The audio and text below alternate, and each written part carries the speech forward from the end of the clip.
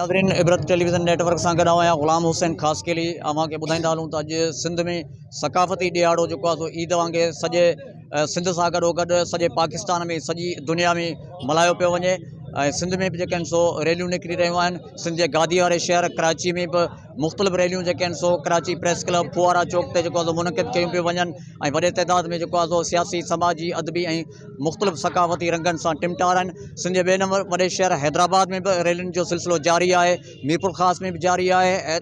शहीद बेनज़ीराबाद नवाबशाह डिवीज़न में रैलियुनि जो सिलसिलो जारी आहे। सखर डिवीज़न ऐं लाड़काने डिवीज़न समेत सिंध जे नंढनि वॾनि शहरनि में रैलियुनि जो सिलसिलो जारी आहे। सकाफ़ती ॾियारे जे हवाले सां मौजूदु जेके मुख़्तलिफ़ माण्हू मौजूदु आहिनि जेके अजरक टोपी ऐं पटका ॿधी कुलनि में इन ईद वारे ॾियारे खे मल्हाए रहिया आहिनि। उन्हनि सां अचो त गुफ़्तगू कयूं। जी जेको सकाफ़ती ॾियारो आहे सिंध जो इहो तव्हां कीअं पिया मल्हायो? असां इहो सिंध जो सकाफ़त जेको कल्चर डे आहे इहो भरपूर नमूने सां ईद जा मल्हाए रहिया आहियूं।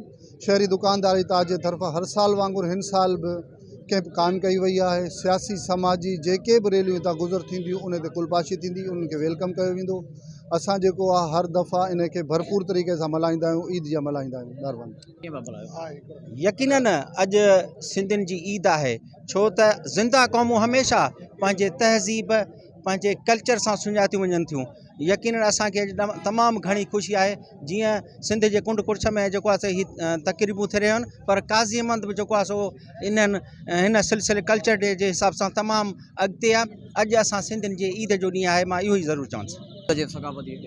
जीअं त इबरत रोज़ाना अख़बार वारनि जे तरफ़ खां ही 3 डिसंबर जो ॾियारो रखियो वियो आहे।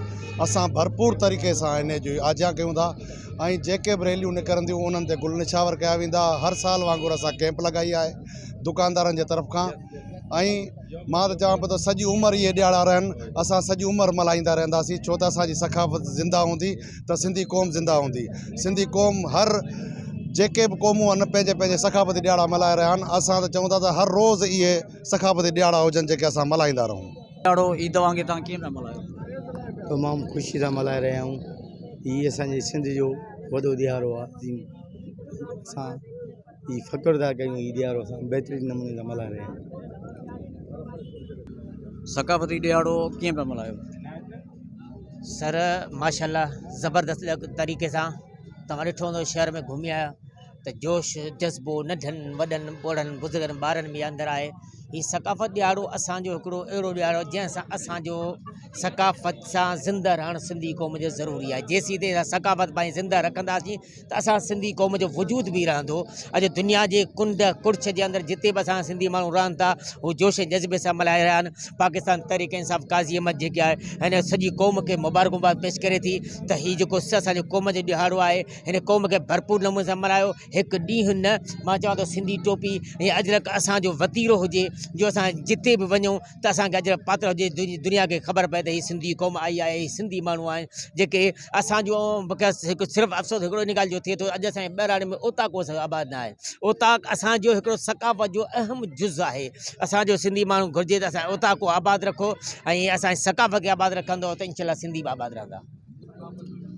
जी नाज़रीन असां गुफ़्तगू कई मुख़्तलिफ़ जेके आहिनि सो शख़्सियतनि सां जेके सिंध जो सकाफ़ती ॾियारो आहे उनखे जेको आहे ईद वांगुरु अॼु मल्हायो पियो वञे।